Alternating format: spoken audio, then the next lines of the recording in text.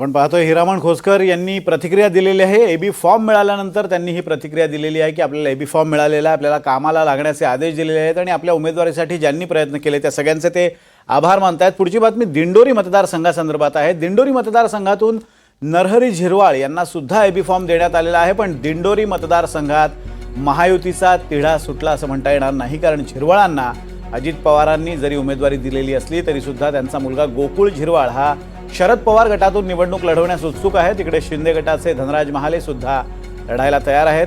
त्यांनी काल समर्थकांसोबत मुख्यमंत्र्यांशी चर्चा केलेली आहे आणि प्रांजल कुलकर्णी आपले प्रतिनिधी यावर बोलण्यासाठी आपल्या सोबत आहेत। प्रांजल, एक वेगळीच रणनीती झिरवाळ कुटुंबीय आखताना दिसते। एकीकडे नरहरी झिरवाळांना उमेदवारी मिळालेली आहे, एबी फॉर्म त्यांना देण्यात आल्याचं कळतंय आणि दुसरीकडे गोकुळ झिरवाळ जे चिरंजीव आहेत नरहरी झिरवाळांचे ते सुद्धा शरद पवार गटाकडून इच्छुक आहेत। एक प्रकारे पिता पुत्र अशी लढत करून जो आपल्याला विजय आवश्यक आहे तो झिरवाळ कुटुंबियांमध्येच राहावा अशी रणनीती आखली जाते।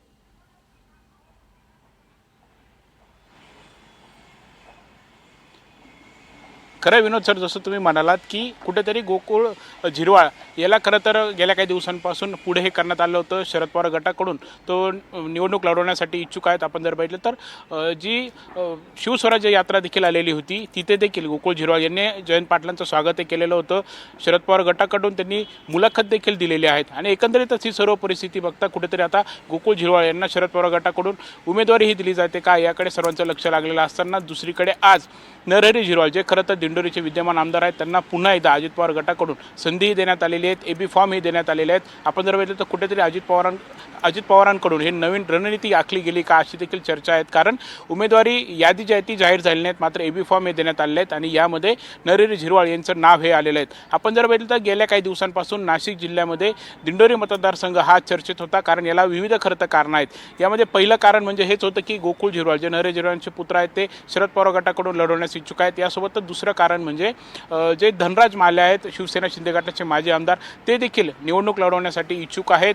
गेल्या काही दिवसांपासून मुख्यमंत्र्यांसोबत भेटी देखील झालेल्या आहेत। यासोबतच काल देखील त्यांनी मुख्यमंत्री एकनाथ शिंदेंची भेटी घेतली होती आणि मुख्यमंत्र्यांनी दिंडोरीची जागा शिवसेनेला सुटेल आणि उमेदवार देखील मीच असेल असं मला आश्वासन देखील दिल्याचं धनराज महाले यांच्याकडून स्पष्ट करण्यात आलेलं होतं। मात्र दुसऱ्याच दिवशी आज अजित पवारांकडून नरहरी झिरवाळ यांचं नाव हे पुढे करण्यात आलेलं आहे, त्यांना एबी फॉर्म हे देण्यात आल्यामुळे कुठेतरी आता धनराज महाले हे नक्की पुढची भूमिका काय घेतात महाले यांचं नेमकं काय होणार, पण दुसरीकडे मॅच फिक्सिंग जणू झाल्याचं समजतंय आणि त्याच अनुषंगाने या सगळ्या हालचाली सुरू आहेत का अशी सुद्धा चर्चा राजकीय वर्तुळात सुरू झालेली आहे।